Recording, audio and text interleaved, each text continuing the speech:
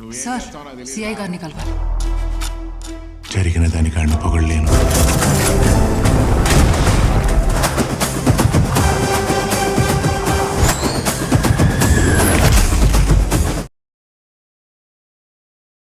Hai para sobat Acung, gimana nih kabar kalian semua? Semoga semuanya dalam keadaan sehat ya. Dan kita berjumpa lagi di Acung Zaki Channel. Dan seperti biasa di video kali ini kita akan membawakan sebuah film yang pastinya sangat bikin penasaran untuk disimak alur ceritanya.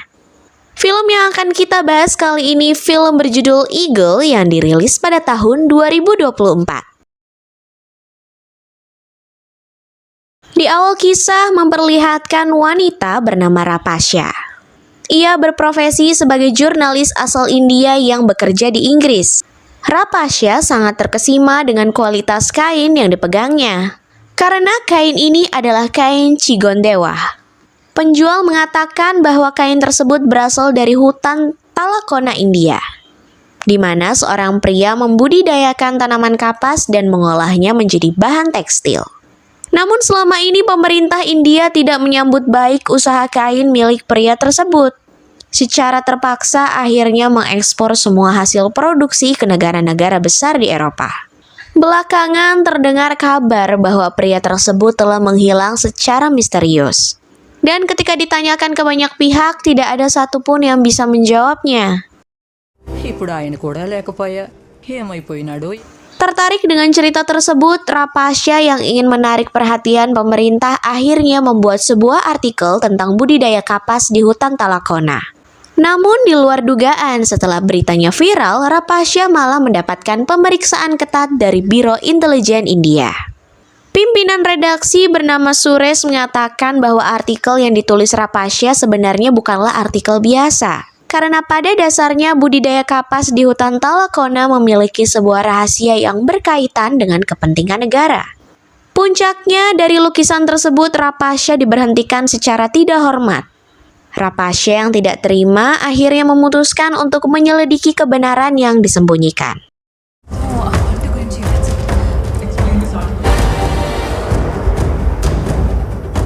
Setibanya di kawasan Talakona, Rapasya bertanya ke penduduk sekitar. Ia mendapatkan informasi bahwa pabrik budidaya kapas lokasinya berada di atas bukit. Namun setibanya di sana, ia pun dikejutkan karena pabrik tersebut sudah rata dengan tanah. Melihat seorang pria yang berdoa di depan sebuah patung, Rapasya kemudian bertanya siapa sosok di balik patung tersebut. Bukannya mendapatkan jawaban yang diinginkan, pria itu malah mengatakan bahwa titisan Dewa Siwa sebentar lagi akan bangkit dari kematian. Kurukshetra ముహూర్తం.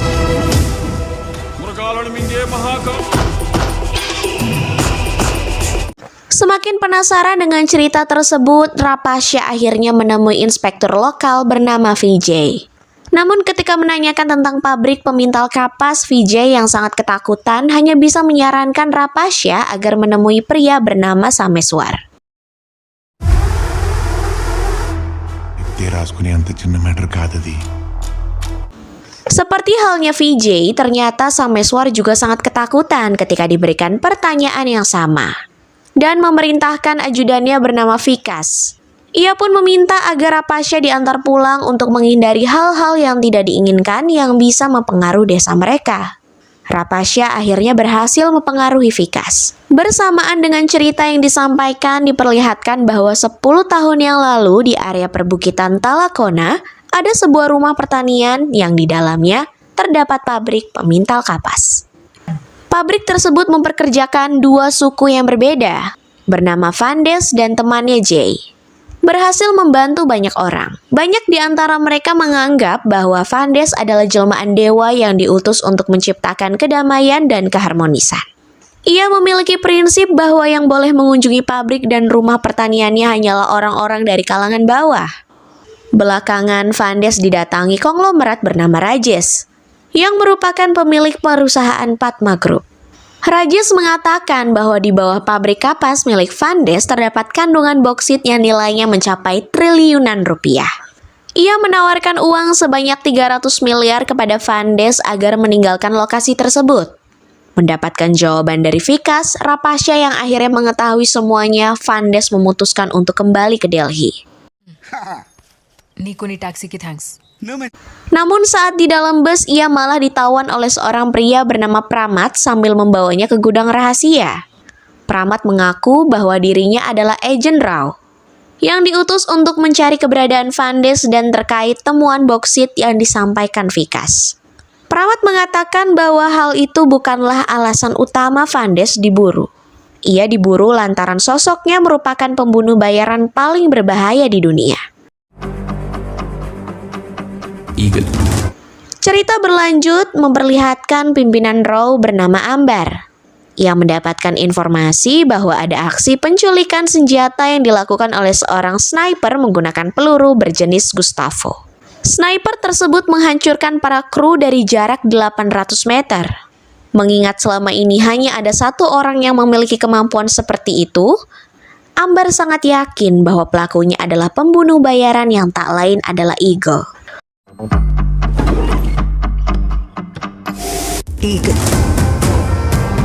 Untuk mencari tahu siapa sosok Eagle, Pramat meminta bantuan kepada pimpinan gangster bernama Robin Singh. Namun bukannya memberitahukannya secara langsung, Robin malah menarik Pramod ke ruangan tertutup untuk menghindari hal yang tidak diinginkan. Tidak mengetahui siapa yang dicarinya, Robin kemudian menceritakan sebuah kisah pembantaian yang pernah dilakukan oleh Eagle. 15 tahun yang lalu, Eagle pernah diperintahkan membunuh gembong narkoboy yang terkuat di Eropa. Sebenarnya sangat mustahil untuk membunuh si gembong tersebut.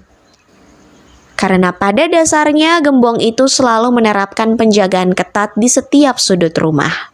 Namun bukan Eagle namanya jika tidak bisa menyelesaikan pekerjaan yang diberikan. Dengan mengincar celah kipas yang berputar 12 putaran per detik, Eagle berhasil melepaskan timah panas tepat di kepala targetnya.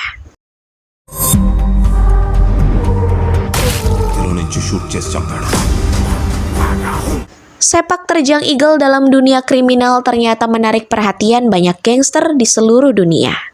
Salah satunya adalah mafia asal Spanyol bernama Pedro Pascal. Pedro mengarahkan semua pasukannya. Setelah berhasil mendapatkan lokasi keberadaan, Eagle langsung bergegas untuk melakukan penyergapan. Namun naas, bukannya mendapatkan kemenangan, ia dan anak buahnya malah hancur tak bersisa.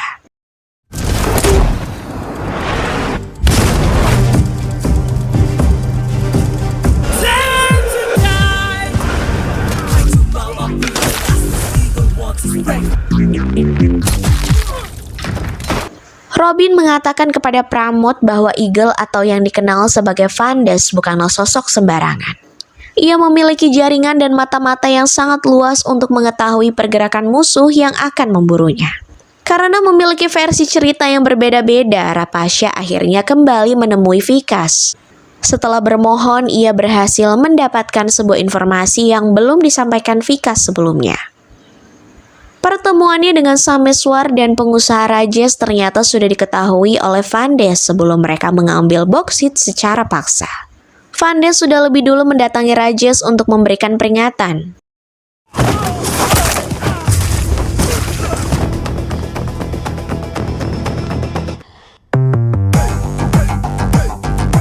Puncaknya, setelah mengalahkan semua anak buahnya, Vandes mengancam agar Rajesh tidak bermain api dan menghentikan penggalian boksit di hutan Talakona.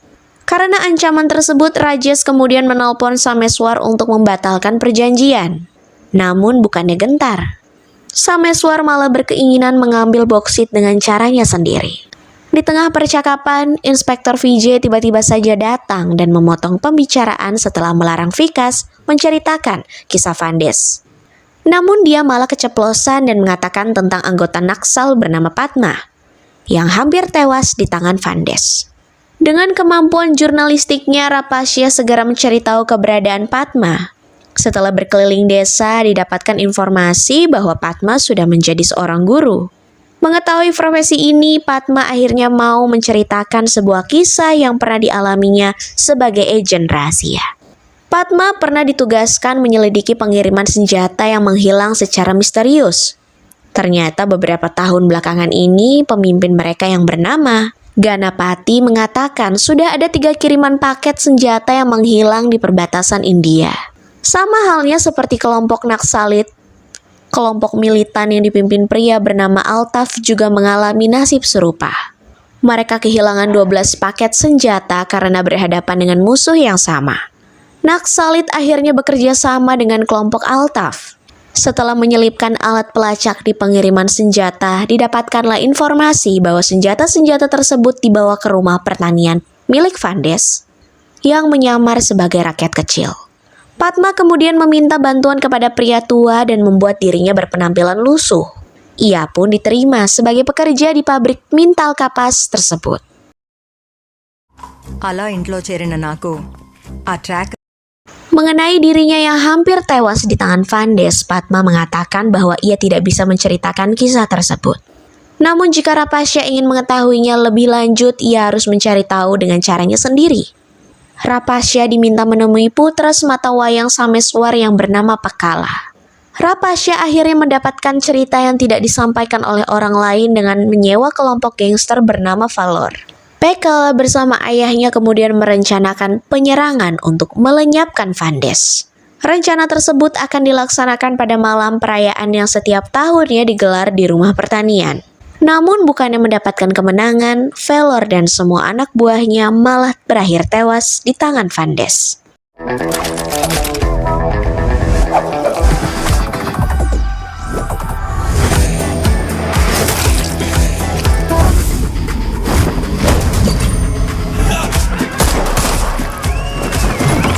Pasca pembantaian geng Valor, Padma yang juga menyaksikan kegaduhan tersebut akhirnya menjadi tawanan Vandes.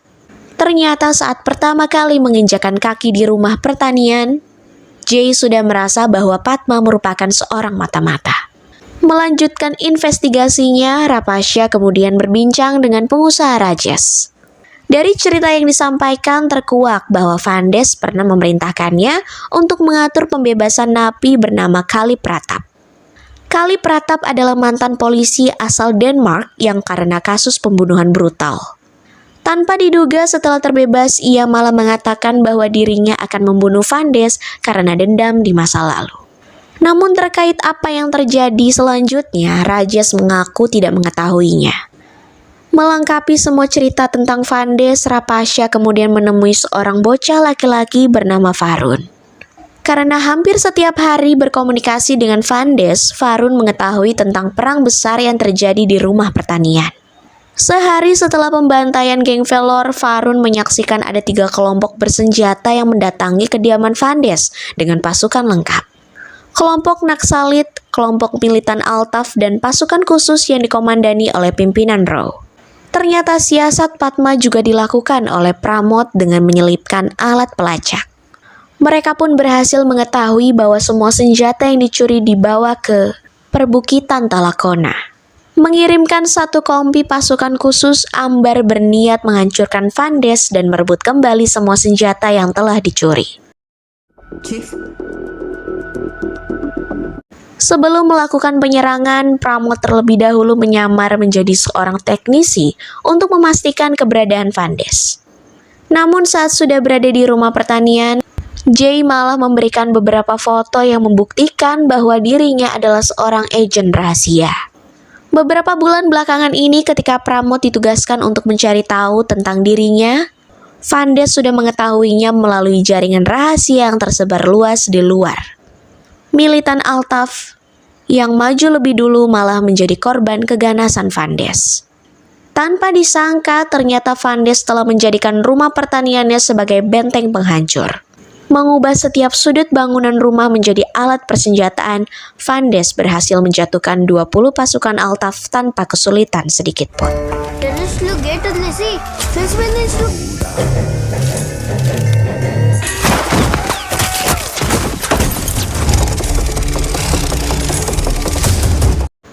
Karena merasa mustahil mengalahkan Vandes di siang hari, Farun mengatakan bahwa ketiga kelompok tersebut akhirnya memutuskan untuk melakukan penyerangan besar di malam hari.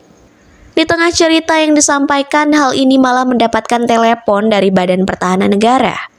Mereka memberikan kabar bahwa rumah pertanian dan pabrik memintal kapas terdaftar atas nama seorang wanita bernama Utari.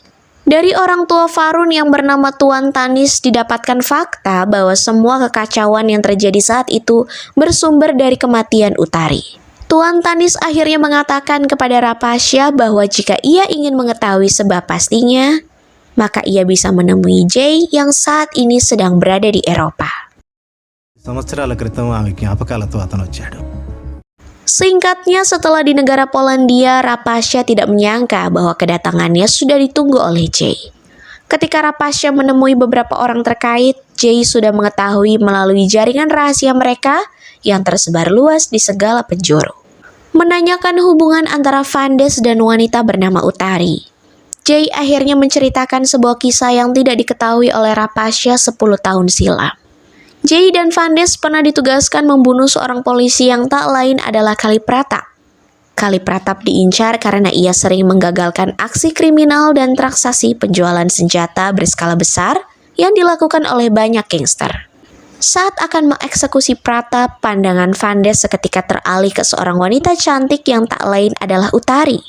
Karena jatuh cinta pada pandangan pertama, Vandes selalu memperhatikan dan melindungi Utari dari kejauhan.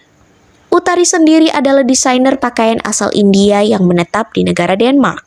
Selain menjalankan bisnis fashion, dia juga membuka sekolah anak untuk menampung anak-anak yang orang tuanya memiliki kesibukan pekerjaan.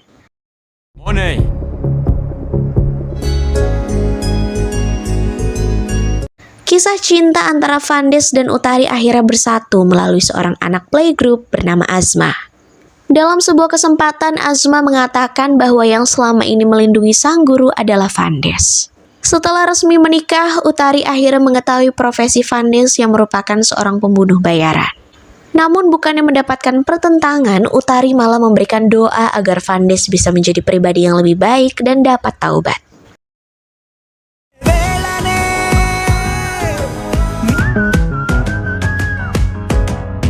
Tidak hanya itu, Vandes dan Jay pernah ditugaskan mengawal transaksi senjata yang dilakukan gangster besar bernama Andrew Robert. Dalam aksi tersebut, Kali Pratap yang ditugaskan pemerintah kembali datang untuk menggagalkan aksi Vandes. Namun karena tembakan peringatan diberikan Vandes, Kali Pratap akhirnya tidak bisa berbuat banyak.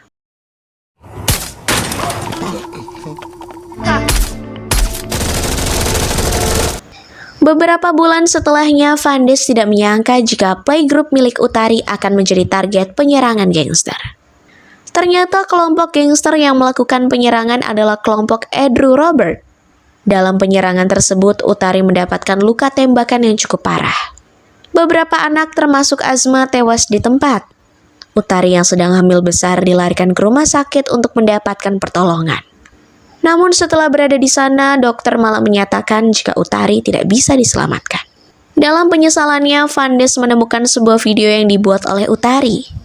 Dalam video itu, Utari mengatakan jika seseorang menggunakan senjata untuk berbuat jahat, maka orang tersebut tidak bisa dimaafkan. Namun jika seseorang menggunakan senjata untuk kebaikan, maka orang tersebut pantas dijadikan sebagai dewa penyelamat. Dari sini Vandes akhirnya memutuskan untuk berhenti menjadi pembunuh bayaran, bahkan dengan target yang lebih besar, ia pun berjanji akan mencuri semua senjata yang diperjualbelikan secara ilegal.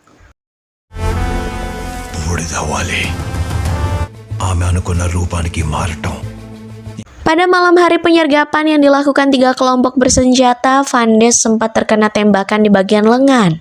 Namun ketika pihak musuh sudah memasuki rumah pertaniannya, Vandes baru menunjukkan kekuatannya yang sebenarnya dengan menjadikannya patung Dewa Siwa sebagai alat perang. Vandes langsung menembaki mereka secara brutal.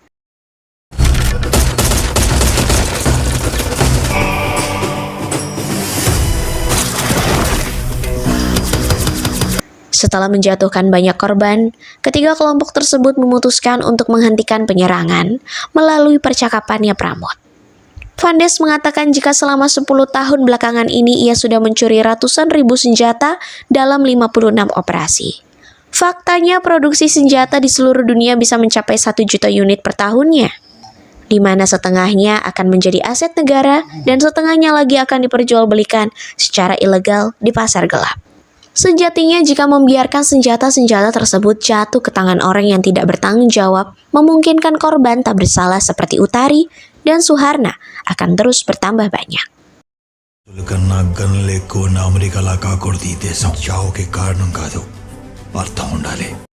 Tak berselang lama setelah menyampaikan kata-kata, Vandes dikejutkan dengan kehadiran Kali Pratap yang sudah tiba di rumah pertanian.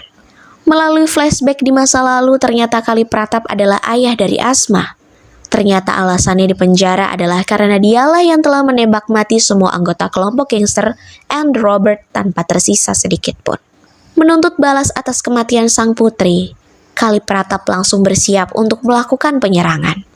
Namun setelah baku hantam selama beberapa menit, ia akhirnya takluk dan menyerah di hadapan Vandes.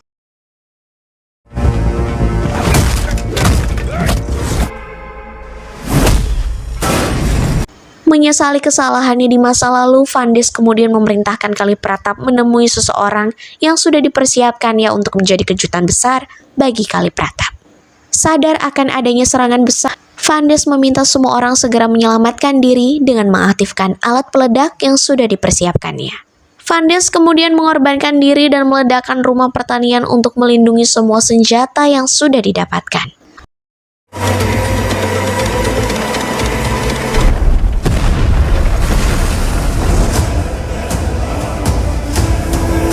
Pasca ledakan tersebut, Ambar mengatakan kepada Pramod bahwa pasukan khusus tidak menemukan potongan tubuh Vandes di rumah pertanian. Dari sini bisa disimpulkan bahwa Vandes bukan hanya merencanakan pencurian senjata, tetapi juga merencanakan pelarian dengan memanfaatkan ledakan yang dianggap sebagai tindakan bunuh diri. 15 hari pasca ledakan, Kali Pratap mendatangi salah satu sekolah di kota London sambil berdiri di depan gerbang. Ia dikejutkan oleh seorang anak perempuan yang berlari sambil memanggil ayahnya. Diketahui bahwa anak perempuan tersebut adalah putri dari pernikahan Vandes dan Utari. Sebelum menghembuskan nafas terakhir, ternyata pihak rumah sakit berhasil mengeluarkan bayi Utari dalam keadaan selamat. Untuk menebus kesalahannya di masa lalu, Vandes memutuskan memberikan putrinya kepada Kali Pratap untuk menggantikan sosok Asma, seolah-olah menjadikan dirinya sebagai Kali Pratap. Vandes selalu menjalin komunikasi dengan baik kepada sang putri yang bernama Bumi. Setelah terbebas dari masa penjara, Bumi yang melihat perawakan Kali Pratap langsung menerimanya sebagai seorang ayah. Sama halnya seperti orang-orang lainnya, Kali Pratap juga mengatakan bahwa Vandes kemungkinan belum tewas. Ia selalu menjadi bayang-bayang bagi para mafia yang akan melakukan transaksi senjata secara ilegal. Kisah terakhir memperlihatkan seorang gangster terkenal melakukan peledakan skala besar di beberapa titik penting di negara Eropa. Jay yang mengetahui hal tersebut kemudian menemui Vandes yang ternyata masih hidup.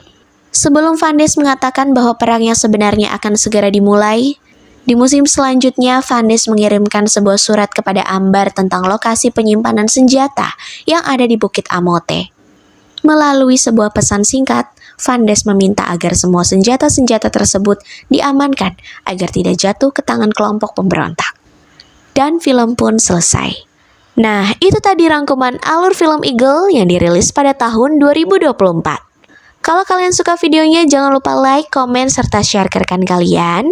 Dan jangan lupa juga untuk nyalakan lonceng notifikasinya supaya kalian tidak ketinggalan video terbaru dan menarik dari channel kami.